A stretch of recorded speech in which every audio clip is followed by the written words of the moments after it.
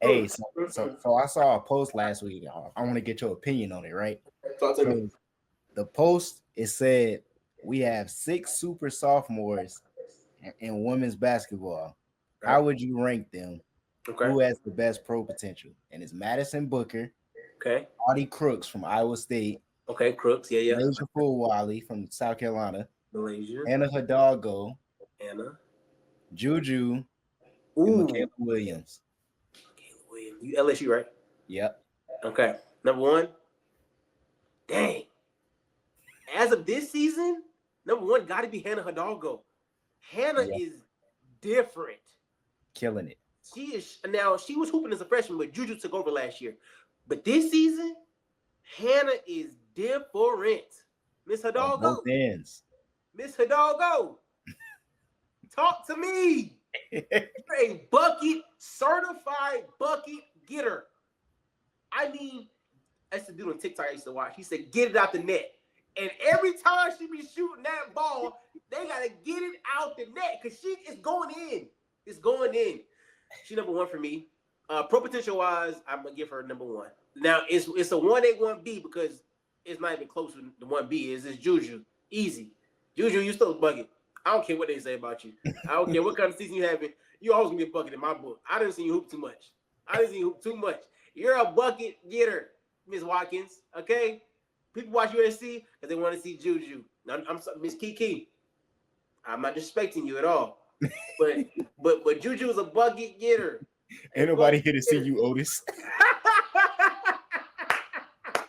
No, I'm not gonna disrespect her like that because she could be probably number one of my pick next year in the draft. But bucket getter, 1A, 1B, Hannah, and you got Juju right there. So you gave me Crooks, you gave me Malaysia, you gave me Williams, and I'm missing one. Madison Booker. Madison Booker. So give me 3. I'm gonna go Book. And I love guard play, y'all. That's why I'm going like this. Another bucket getter. She's close to a 1C. She's that good. She's that good. But I'm gonna put her at 2. Well, she's really 3. But I'm gonna put her at 2A right now because she's still a bucket. So I'm gonna go Book. I'm gonna go. Malaysia been sleeping on me this season. I don't know what she got going on this year.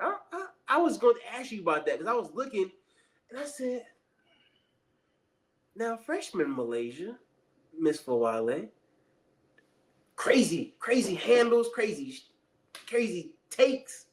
In this season, I looked at the stats and said, you're not being a bucket this year.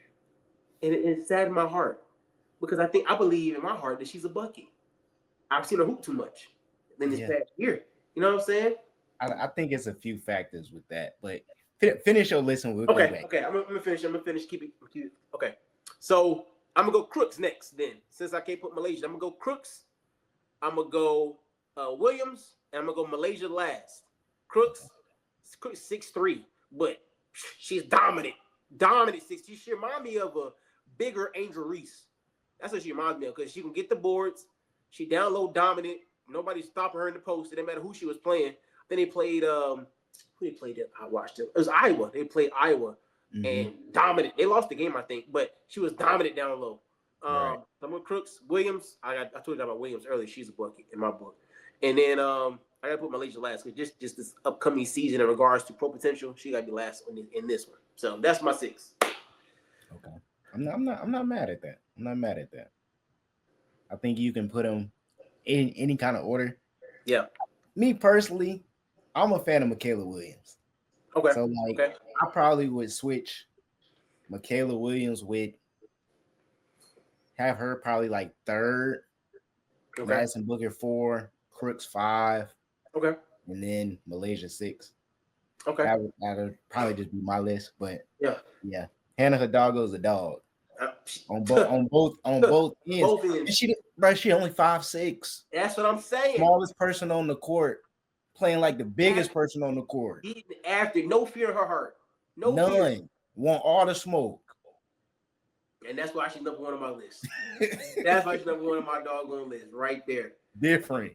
This is the part we're gonna flip right here. Because I want to hear what y'all got to say about that list. But Hannah is a certified dog. and a bucket getter, with no doubts about it. And there's no argument about it either. I really want to hear somebody's argument on that list of why she's not number one. Like I said, Juju, still a dog. Don't get me wrong. And that's why she's won. That's why she won B. Because Juju, I'm not going to disrespect you like that. Oh, no. I know you're a bucket getter. I know that. That's clear. But this season, in regards to super sophomores and pro potential, it's Hannah. It's Hannah. So. For sure. Now going back to this Milaysia thing, I think it's a few factors that go into it. Okay. One, I think that South Carolina is way deeper than they were last year. Yeah. They can play 10 before Ashland injury, 10, 11 players can play, and they can all go off and go crazy. Yeah. I think with Ashland going down, we'll probably see Milaysia probably get a few more minutes, spread around. We'll see. Not the same position, but minutes will free up. For sure. But also I think, and like this is like a social media topic too, of like Dawn Staley having her on a leash almost. So like even against Mississippi State the other day, Milaysia didn't play. Now, granted, Tessa had the high hand and she was scoring. Yeah, Milaysia barely played for real. Like she got in garbage time, but like those middle quarters, she was barely playing. Yeah. So I think that's a part of it too. Just going with whoever's hot at the time. That makes sense. Also, like I think she's playing like sped up almost. Like when she gets out there, it's like she's trying to do something instead of just letting the game come to her naturally.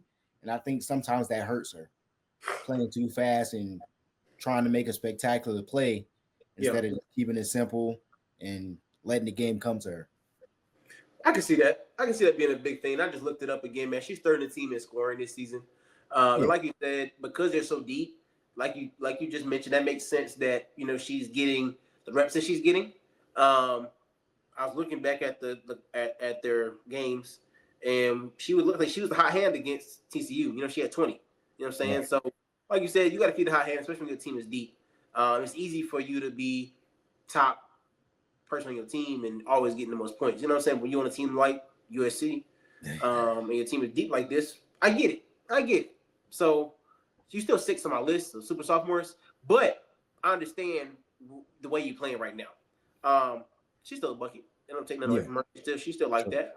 So like I said, it's going to help them come tournament times, will help them come conference tournament times, will help them come their conference play time, because who you going to stop? You pick your poison. You know what I'm saying? So any given night. And that's the good thing about Dawn, is that she keeps any given night team.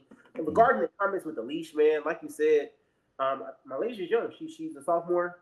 So I think she's still learning some things. Yeah. Also, she also has had a year in the system, so it's almost time. If not time, because Pow leaving, Raven Johnson, she's a senior, so she's gonna be out. So Bree Hall too. Bree Hall, yeah. So it's time, Milaysia. If not now, it's gonna be never. You know what I'm saying? So you gotta lock in. Do you think a situation like that could lead to her possibly transferring? If she doesn't continue to get the looks that she wants. Because I think, like I said, the only thing holding her back currently is the young women in front of her that they're so deep. Like I said, next season, it doesn't matter who Dawn recruits. Right. You should have with 2 years under your system under your belt, you should be leading.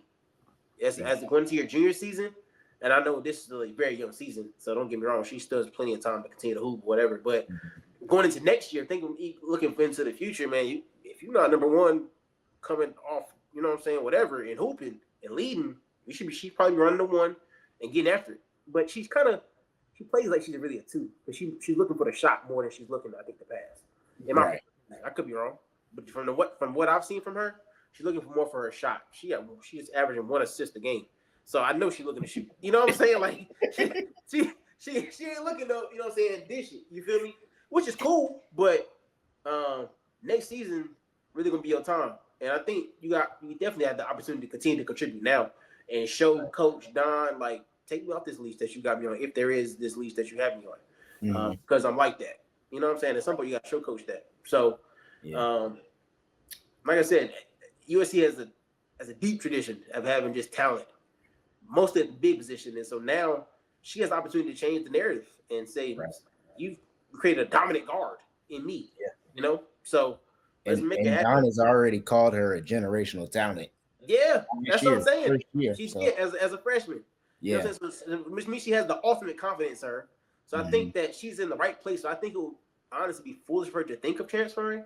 Right. Because I think she's in the right place to grow. She's right there from Columbia, right at the crib, man. Stay there, grow under the best coach. Yeah.